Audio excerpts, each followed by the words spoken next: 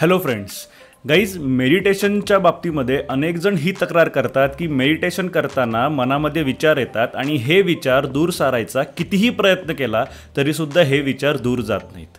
अनेक वर्ष मेडिटेशन करत असलेली लोक देखील आमच्या मेडिटेशनच्या कोर्सला जॉईन करतात तेव्हा त्यांची ही तक्रार असतेच की कितीही प्रयत्न केला तरीसुद्धा मेडिटेशन करत असताना मनामध्ये आलेले विचार दूर सारले जात नाहीत।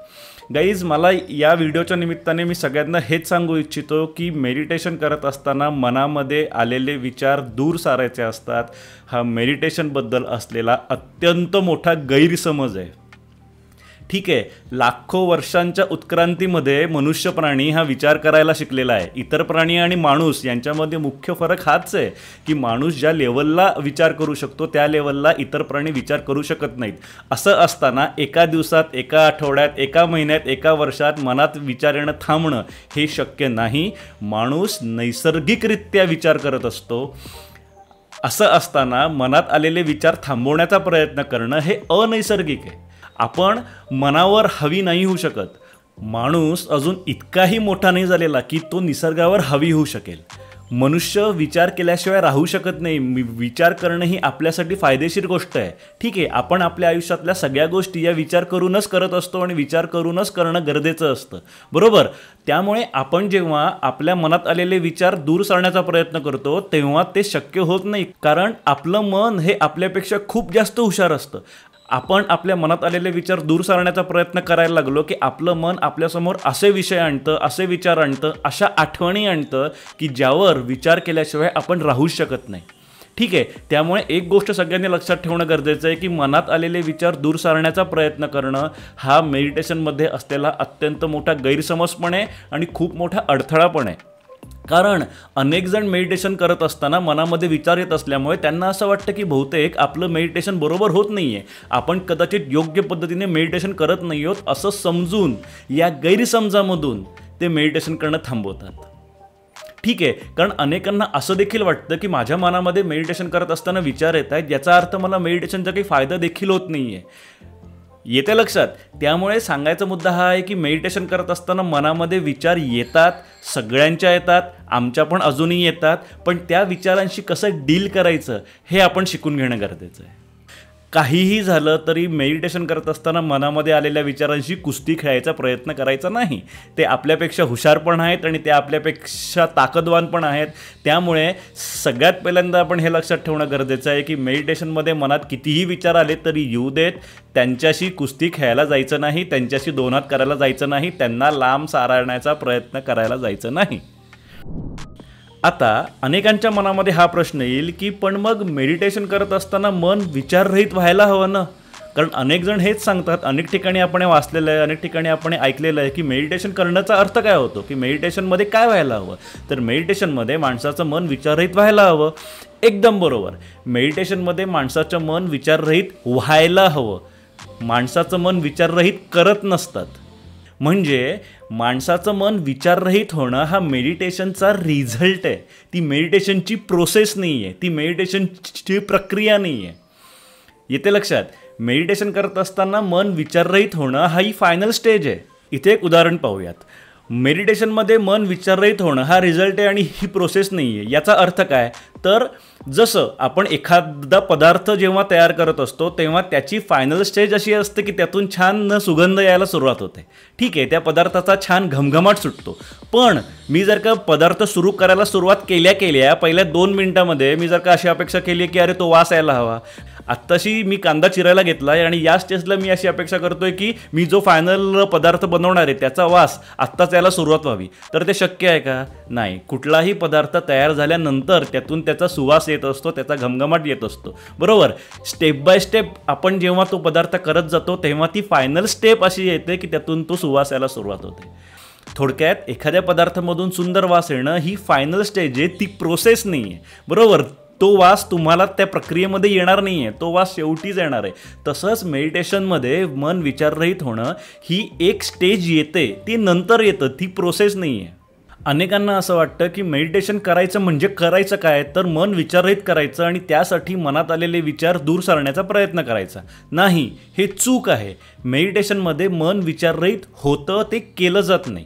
ठीक आहे, पण मग आता विचार हा येतो की मेडिटेशनमध्ये मन विचारित कसं केलं जातं, तर जेव्हा आपण आपल्या मनाला विशिष्ट परिस्थिती निर्माण करून देतो, विशिष्ट अवस्था निर्माण करून देतो, तेव्हा मन विचाररहित होतं. उदाहरणार्थात समजा मला झाड लावायचं आहे, तर मी काय करतो, एखादं बी घेतो, ते बी जमिनीमध्ये पेरतो आणि त्याला योग्य ते पाणी, खत वगैरे गोष्टी देतो. म्हणजे मी त्या बीला एक विशिष्ट परिस्थिती निर्माण करून देतो, मी त्या बीला विशिष्ट अवस्था निर्माण करून देतो. त्या अवस्थेमध्ये गेल्यानंतर, ती परिस्थिती मिळाल्यानंतर त्या बीमधून झाड उगवायला सुरुवात होते. बरोबर. यामध्ये माझं कॉन्ट्रीब्युशन फक्त त्या बीला योग्य ती परिस्थिती निर्माण करून देणं एवढंच आहे. बरोबर. मी त्या बीमधून मुद्दाम झाड ओढून काढतो का बाहेर? नाही. मी फक्त त्या बीला योग्य ती पोषक अशी परिस्थिती निर्माण करून देतो. विशिष्ट अवस्थेपर्यंत मी त्या बीला घेऊन जातो. त्या अवस्थेपर्यंत गेल्यानंतर त्या बीमधून आपोआप झाड उगवायला सुरुवात होते. मनाचं देखील असंच असतं. मेडिटेशन करणं म्हणजे काय, तर मन विचाररहित होण्यासाठी मनाला आणि शरीराला विशिष्ट अवस्थेपर्यंत घेऊन जाणं, विशिष्ट परिस्थितीपर्यंत घेऊन जाणं म्हणजे मेडिटेशन. ही झाली मेडिटेशनची व्याख्या. काय होती व्याख्या, तर मन विचाररहित होण्याच्या उद्देशाने जेव्हा आपण आपल्या मनाला आणि शरीराला विशिष्ट परिस्थितीपर्यंत घेऊन जातो किंवा विशिष्ट अवस्था प्राप्त करून देतो, तेव्हा त्याला मेडिटेशन करणं असे म्हणतात. आता ती काय परिस्थिती निर्माण करायची असते, शरीराला आणि मनाला काय अवस्थेपर्यंत घेऊन जायचं असतं, ते आपण आपल्या मेडिटेशनच्या कोर्समध्ये शिकवत असतो. तुम्हाला करायचं असेल तर व्हिडिओच्या डिस्क्रिप्शनमध्ये त्याची लिंक आहे, तुम्ही ॲडमिशन घेऊ शकता. पण इथे सांगायचा मुद्दा हा आहे की मन विचाररहित होण्यासाठी जेव्हा विशिष्ट परिस्थिती निर्माण होते, विशिष्ट अवस्था निर्माण होते, तेव्हा तिथे जाऊन ते मन स्वतःहून विचाररहित होतं. मन विचाररहित होण्यामध्ये आपलं कॉन्ट्रीब्युशन काहीच नाही. आपण काहीच करत नाही. आपण फक्त विशिष्ट परिस्थिती त्या मनाला उपलब्ध करून देतो. तेव्हा मन काही वेळानंतर, जसं झाड उगवायला वेळ लागतो, झाड एका दिवसामध्ये उगवत नाही, तसंच काही वेळानंतर जर आपण ती विशिष्ट परिस्थिती आपल्या मनाला, आपल्या शरीराला रोज देत राहिलो, तर एक वेळ अशी येते की त्या बीमधून झाड उगवायला सुरुवात होते. म्हणजे आपलं मन विचाररहित व्हायला सुरुवात होते. सो मन विचाररहित होणं हा रिझल्ट आहे, ती प्रोसेस नाही आहे. मन विचाररहित होणं हा रिझल्ट आहे, ही प्रक्रिया नाही आहे. येते लक्षात. आणि त्यामुळे मेडिटेशनला बसल्यानंतर मनातले विचार दूर सारण्याचा प्रयत्न करणं हा गैरसमज आहे. हे नाही होऊ शकत. अशा पद्धतीने मन विचाररहित होत नसतं. त्याचबरोबर आपण इथे हे देखील लक्षात ठेवणं गरजेचं आहे की जेव्हा ही विचाररहित अवस्था निर्माण होते, तेव्हा ती अवस्था देखील खूप कमी वेळासाठी असते. ठीक आहे, म्हणजे आता आम्ही इतके वर्ष मेडिटेशन करतो, ठीक आहे, दिवसात एवढा वेळ मेडिटेशन करतो, तरीसुद्धा त्या विचाररहित अवस्थेचा अनुभव एवढूसा असतो. BK शिवाने सारख्या व्यक्तीने सुद्धा त्यांच्या एका व्हिडिओमध्ये सांगितलं होतं की त्या दिवसाला 1 तास मेडिटेशन करत असतील, तर त्या 1 तास मेडिटेशनमध्ये हार्डली 2 ते 3 मिनिटं मन विचाररहित होतं. सो मन विचाररहित होण्याची जी अवस्था असते ती सुद्धा अगदी थोड्या वेळासाठी येते आणि अनेकांना मन विचाररहित झालेलं जाणवत देखील नाही. येते लक्षात. आपण फक्त 20 मिनिटं मेडिटेशन करतोय की 1 तास मेडिटेशन करतोय, यावर विचाररहित मन होणं किंवा न होणं हे अवलंबून नाही. 20 मिनिटाच्या मेडिटेशनमध्ये सुद्धा मन विचाररहित होत असतं, पण ते किती जणांना जाणवतंय आणि किती जणांना जाणवत नाही यावर बऱ्याच गोष्टी अवलंबून असतात.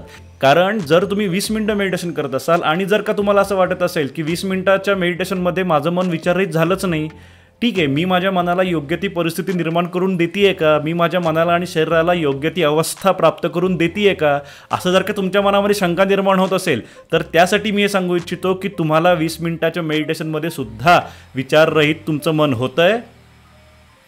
फक्त तुम्हाला मन विचाररहित झालेलं जाणवत नाही आहे, एवढाच फक्त फरक आहे.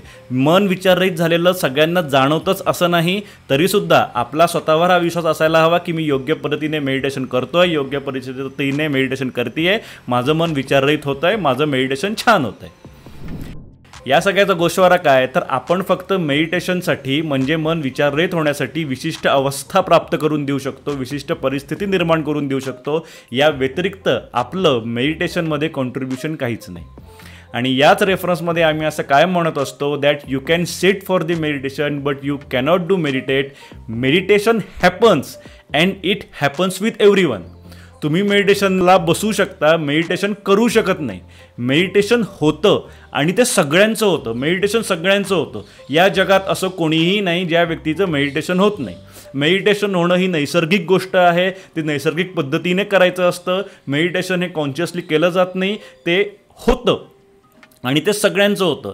हे एखाद्या वैश्विक नियमासारखे, जसं गुरुत्वाकर्षण हा वैश्विक नियम आहे की बाबा भारतामध्ये गुरुत्वाकर्षण होतं आणि अमेरिकेमध्ये होत नाही, असं आहे का? की बाबा माझ्या बाबतीमध्ये गुरुत्वाकर्षण होतं आणि तुमच्या बाबतीमध्ये होत नाही, असं आहे का? नाही, कुठेही आणि कोणाच्याही बाबतीमध्ये तसं गुरुत्वाकर्षण काम करत असतं. तसंच जगाच्या पाठीवर कुठेही आणि कुठल्याही व्यक्तीच्या बाबतीमध्ये मेडिटेशन काम करत असतं. मन विचाररहित होत असतं.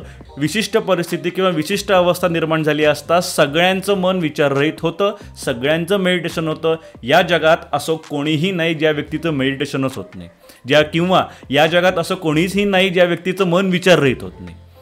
फक्त काही जणांना ते जाणवतं, काही जणांना जाणवत नाही. थोडक्यात काय, मेडिटेशन करत राहा, तुम्ही योग्य मार्गावर आहात.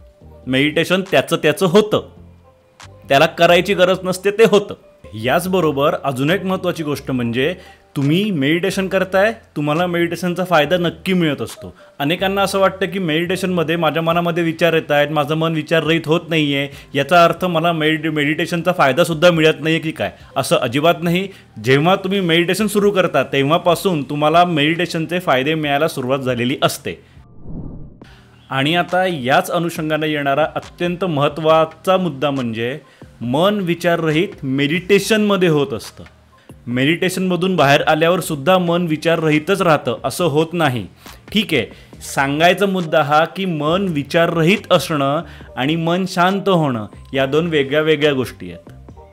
ठीक आहे, मन विचाररहित झालं म्हणजे मन शांत झालं असं होत नाही. मन विचाररहित मेडिटेशनमध्ये होतं आणि मन शांत मेडिटेशनमधून बाहेर आल्यावर देखील असतं.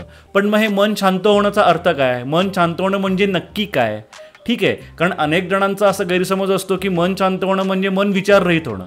नाही, मन शांत होणं आणि मन विचाररहित होणं या दोन भिन्न भिन्न गोष्टी आहेत. अनेक जण येऊन आम्हाला असं सांगतात की अहो आम्ही गेली एवढे वर्ष मेडिटेशन करतोय, एवढे महिने मेडिटेशन करतोय, तरीसुद्धा आमचं मन शांत होत नाही, आमच्या मनामध्ये अजूनही विचार येत आहेत. मनामध्ये विचार येणार आहेत. मन शांत होणं ही वेगळी कन्सेप्ट आहे, ती आता जाणून घेऊयात. आता मन शांत होणं म्हणजे काय हे एक्सप्लेन करण्यासाठी एक उदाहरण पाहूयात. ठीक आहे, 2011 साली मी 4 व्हीलर ड्रायव्हिंग शिकलो. आता त्यावेळेला झालं असं होतं की माझे वडील मला म्हणाले की राकेश घरामध्ये आपल्या गाडी आहे तर तू 4 व्हीलर ड्राईव्ह करायला सुरुवात कर. म्हणलं ठीक आहे. मग मी रीतसर ड्रायव्हिंग स्कूल लावलं. ड्रायव्हिंग स्कूलचा तो 21 दिवसाचा त्यावेळेला कोर्स होता, तो कोर्स केला, ड्रायव्हिंगचं लायसन्स काढलं आणि घरी आलो. घरी आल्यावर मला माझे वडील म्हणले गाडी चालवून दाखव. म्हणलं ठीक आहे. खाली गेलो, गाडीत बसलो. शेजारी जेव्हा वडील येऊन बसले तेव्हा लक्षामध्ये आलं की अरे बापरे, ही तर आता आपली गाडी आहे, ही ड्रायव्हिंग स्कूलची गाडी नाही आहे. शेजारी इन्स्ट्रक्टर नाही आहे, माझे वडील बसलेले आहेत आणि त्यांच्या पायामध्ये कुठलेही पॅडल्स नाही आहेत. म्हणजे आता गाडीची पूर्ण जबाबदारी माझ्यावर आहे किंवा माझ्या वडिलांची देखील पूर्ण जबाबदारी माझ्यावर आहे. अरे बापरे, ठीक आहे, हरकत नाही. मी गाडी स्टार्ट केली आणि घाबरत पूर्ण कॉलनीला एक मी चक्कर मारून आलो. वडिलांना कळलं की या घाबरलेला आहे. त्यांचं म्हणणं होतं की काही हरकत नाही, सुरुवातीला कॉन्फिडन्स यायला जरा वेळ लागतो, इथल्या इथे गाडी चालवत जा, एक आठवड्याभरामध्ये तुला कॉन्फिडन्स येईल. म्हणलं ठीक आहे. पण झालं असं की कोइन्सिडेंटली पुढच्या काही दिवसांमध्येच मी मुंबईला शिफ्ट झालो आणि पुढचे 8 वर्ष मी मुंबईमध्ये होतो. 2011 ते 2019 पूर्ण 8 वर्षांचा काळ माझं मुंबईमध्ये वास्तव्य होतं. आता झालं असतं की या 8 वर्षांच्या कालावधीमध्ये मी कधीतरी इथे येत होतो, नाही असं नाही, पण इथे आल्यानंतर ड्रायव्हिंग करणं काही माझं होत नव्हतं. 2019मध्ये 8 वर्षांनंतर मी जेव्हा इथे रिटर्न आलो तेव्हा आल्यानंतर तोपर्यंत माझे वडील पण रिटायर झाले होते. त्यावेळेला ते मला असं म्हणाले की अरे आपल्याकडे गाडी आहे, खाली ती नुसती उभी असते, कारण मी सुद्धा आता रिटायर झालेलो आहे, तर तू परत 4 व्हीलर चालवायला सुरुवात कर. मी म्हणलो की अहो पण 8 वर्षाची गॅप झालेली आहे आणि मी ड्रायव्हिंग तोपर्यंत पूर्णपणे विसरलेलो होतो. कुठला क्लच, कुठला ब्रेक, कुठला एक्सिलेटर सगळं मी विसरलेलो होतो. ते म्हणले काही हरकत नाही, परत ड्रायव्हिंग स्कूलला. म्हणलं ठीक आहे. मग मी परत ती सगळी प्रोसेस केली, ड्रायव्हिंग स्कूलला गेलो, 21 दिवसाचा कोर्स केला आणि जेव्हा घरी आलो तेव्हा वडील म्हणले गाडी चालवून दाखव. ठीक आहे म्हटलं. खाली गेलो, गाडीत बसलो, शेजारी वडील बसले, गाडी सुरू केली, मस्तपैकी कॉलनीला जाऊन एक चक्कर मारून आलो.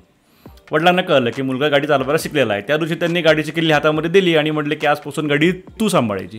ठीक आहे म्हटलं. त्या दिवशी रात्री माझ्या मनामध्ये विचार आला की मागच्या वेळेला असं काय झालं होतं की मी ड्रायव्हिंग करू शकलो नाही आणि या वेळेला असं काय झालं नाही की मी इतकं छान वडिलांना ड्रायव्हिंग करून दाखवलं. ठीक आहे. यावर जेव्हा विचार केला तेव्हा माझ्या लक्षामध्ये आलं की मागच्या वेळेला मी घाबरलो होतो आणि या वेळेला मी घाबरलो नव्हतो. ओके, मागच्या वेळेला असं काय झालं होतं की मी घाबरलो होतो आणि या वेळेला असं काय झालं नाही की मी घाबरलो नाही. म्हणजे मागच्या वेळेला सुद्धा मी रितसर ड्रायव्हिंग शिकलो होतो, यावेळेला सुद्धा रितसर ड्रायव्हिंग शिकलो होतो, मागच्या वेळेला सुद्धा मी रितसर जाऊन ड्रायव्हिंगचं लायसन्स काढलं होतं, बरोबर. मग असं काय झालं की मागच्या वेळेला मी घाबरलो आणि या वेळेला मी घाबरलो नाही. तर यावर जेव्हा विचार केला तेव्हा लक्षामध्ये आलं की मागच्या वेळेला माझ्या मनामध्ये काही अनावश्यक विचार आले जे यायला नाही पाहिजे होते. कुठले कुठले विचार आले तर अरे बापरे ही गाडी आता आमची आहे, अरे बापरे मला शेजारी इन्स्ट्रक्टर नाही आहेत, अरे बापरे आता गाडीची आणि वडिलांची दोघांची जबाबदारी माझ्यावर आहे. हे विचार माझ्या मनामध्ये त्यावेळेला यायला हवे होते नाही. मी रितसर ड्रायव्हिंग शिकलेलो होतो की नाही, मी रितसर परीक्षा देऊन ड्रायव्हिंगचं लायसन्स काढलेलं होतं की नाही, बरोबर. असं असताना मी घाबरण्याचं कारण होतं का? मला जर ड्रायव्हिंग करता येत नसतं तर मला ड्रायव्हिंगचं लायसन्स इश्यू करण्यात आलं असतं नाही. ज्या अर्थी मला RTOमध्ये ड्रायव्हिंगचं लायसन्स दिलं होतं त्याचा अर्थ असा होतं की मला ड्रायव्हिंग करता येत होतं. मग असं असताना मला घाबरायचं काही कारण होतं नाही. मग मी का घाबरलो तर माझ्या मनामध्ये काही अनावश्यक विचार आले. येते लक्षात, जे यायची गरज नव्हती. माझ्या मनामध्ये हे जे सगळे अनावश्यक विचार आले त्या अनावश्यक विचारांच्यामुळे माझ्या मनामध्ये भीतीची भावना निर्माण झाली आणि या अनावश्यक विचारांना ओव्हर थिंकिंग असं म्हणतात. आणि जेव्हा हे ओव्हर थिंकिंग कमी होतं, जेव्हा हे अनावश्यक विचार कमी होतात तेव्हा त्याला मन शांत होणं असं म्हणतात. ठीक आहे, जेव्हा केव्हा आपल्या मनामध्ये अनावश्यक विचार येत असतात, जेव्हा केव्हा आपण ओव्हर थिंकिंग करत असतो तेव्हा तेव्हा आपल्या मनामध्ये नकारात्मक भावना निर्माण होत असतात. लक्षात घ्या, तुमच्या मनामध्ये कुठलीही नकारात्मक भावना निर्माण होत असेल, तुमच्या मनामध्ये कुठलीही नकारात्मक भावना आली असेल तर समजून घ्या की तुम्ही ओव्हर थिंक करताय. तुमच्या मनामध्ये अनावश्यक विचार येत आहेत जे यायला नाही पाहिजेत. जेव्हा जेव्हा आपण ओव्हर थिंक करतो केवळ आणि केवळ तेव्हाच आपल्या मनामध्ये नकारात्मक भावना येत असतात. मग ती भावना कुठली असू शकते? काळजीची भावना असू शकते, भीतीची भावना असू शकते, रागाची भावना असू शकते, द्वेषाची भावना असू शकते, मत्सराची भावना असू शकते. कुठलीही नकारात्मक भावना जर तुमच्या मनामध्ये येत असेल तर समजून घ्या की तुम्ही एकतर अनावश्यक विचार करताय म्हणजेच ओव्हर थिंकिंग करताय, बरोबर. याचं पण एक उदाहरण पाहूयात. समजा एक 5वीतला कोणीतरी मुलगा आहे आणि तो मुलगा रोज संध्याकाळी बरोबर 5:30 वाजता घरी येत असतो. 5 वाजता शाळा सुटल्यानंतर त्याला घ्यायला व्हॅन जाते, व्हॅननी तो घरी येतो. 5:30 मुलगा घरी येतो. पण आज 5:30 झाल्यावर देखील तो मुलगा अजून घरी नाही आलेला. अशा वेळेला त्या मुलाच्या आईच्या मनामध्ये, त्या माऊलीच्या मनामध्ये काळजी वाटायला सुरुवात होते. कारण त्या व्यक्तीच्या मनामध्ये सगळ्यात पहिल्यांदा हे विचार येतात की व्हॅन वेळेवर गेली तर असेल ना शाळेमध्ये, त्याला नक्की व्हॅन मिळाली तर असेल ना, घरी येताना व्हॅनला काही झालं तर नसेल ना. फक्त यायला 5 मिनिटं उशीर झाल्या लगेच त्या आईच्या मनामध्ये हे सगळे विचारायला सुरुवात होतात. आणि या विचारांच्यामुळे, या अनावश्यक विचारांच्यामुळे म्हणजेच या ओव्हर थिंकिंगच्यामुळे मनामध्ये काळजी किंवा चिंता नावाची नकारात्मक भावना निर्माण होते. ठीक आहे, हे ओव्हर थिंकिंग कमी होणं किंवा हे अनावश्यक विचार मनामध्ये न येणं म्हणजे मन शांत होणं. मनामध्ये विचारच न येणं म्हणजे मन शांत होणं नाही. मन विचाररहित होणं ही वेगळी कन्सेप्ट आहे आणि मन शांत होणं ही वेगळी कन्सेप्ट आहे. जेव्हा आपल्या मनामध्ये ओव्हर थिंकिंग होणं कमी होतं, जेव्हा आपल्या मनामध्ये अनावश्यक विचार येणं कमी होतं तेव्हा त्याचे असंख्य फायदे मिळतात आपल्याला. एकतर मनामध्ये नकारात्मक भावना येत नाहीत, आपण कायम आनंदी असतो, पण त्याचबरोबर त्याच्यामुळे अनेक इश्यूज आपले सॉल्व्ह होतात. माणसाच्या आयुष्यातले 90% इश्यू किंवा जास्तीत जास्त इश्यू हे केवळ आणि केवळ ओव्हर थिंकिंगच्यामुळे निर्माण झालेले असतात. तुम्हाला वाटत असेल की हा इश्यू वेगळा आहे, पण कदाचित तो इश्यूसुद्धा ओव्हर थिंकिंगचंच बाय प्रॉडक्ट असू शकतं. ओव्हर थिंकिंग हा एक इश्यू आहेच आहे, पण ओव्हर थिंकिंग किंवा मन अशांत असणं याच्यामुळेच अनेक इश्यूज नवीन निर्माण देखील होत असतात.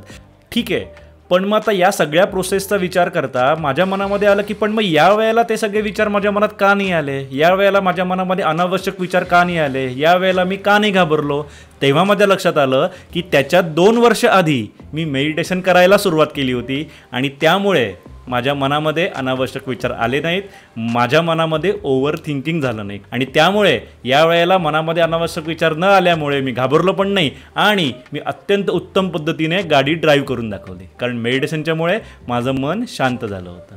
त्यामुळे सगळ्यात पहिल्यांदा लक्षात ठेवा, मेडिटेशनमुळे मन शांत होतं म्हणजे काय, तर ओव्हर थिंकिंग कमी होतं. मेडिटेशनमुळे मनात येणारे अनावश्यक विचार कमी होतात. याला मन शांत होणं असं म्हणतात. मन शांत होणं म्हणजे मनामध्ये विचारच न येणं, मन विचाररहित होणं असं नाही. मन विचाररहित होणं आणि मन शांत होणं या दोन वेगळ्या गोष्टी आहेत. मन विचाररहित मेडिटेशनमध्ये होतं आणि मन शांत दिवसभर असतं. रिअल लाईफमध्ये आपलं मन शांत असतं, त्याला मन शांत होणं असं म्हणतात. असं असलं तरी मन शांत करण्याचं काम हे मेडिटेशनच करत असतं. भलेही मेडिटेशनमध्ये असलेल्या अवस्थेला विचाररहित अवस्था असं म्हणतात आणि मेडिटेशनमधून बाहेर आल्यानंतर किंवा जी अवस्था दिवसभर राहते त्याला मन शांत होणं असं म्हणतात, तरीसुद्धा मन शांत होण्याचा जो फायदा आहे तो मेडिटेशनमधूनच मिळतो. मेडिटेशन केल्यावरच आपलं ओव्हर थिंकिंग कमी होतं, आपले अनावश्यक विचार करण्याची सवय कमी होते आणि यालाच मन शांत होणं असं म्हणतात. आजच्या व्हिडिओमध्ये आपण काय पाहिलं तर मेडिटेशन करत असताना जर तुमच्या मनामध्ये विचार येत असतील, येऊ देत, काही हरकत नाही. विचारांशी कुस्ती खेळायला जायचं नाही, विचारांना लांब सारण्याचा प्रयत्न करायचा नाही, ते शक्य नाही, ते आपण करू देखील शकत नाही. ते जेव्हा व्हायचं आहे तेव्हाच होतं.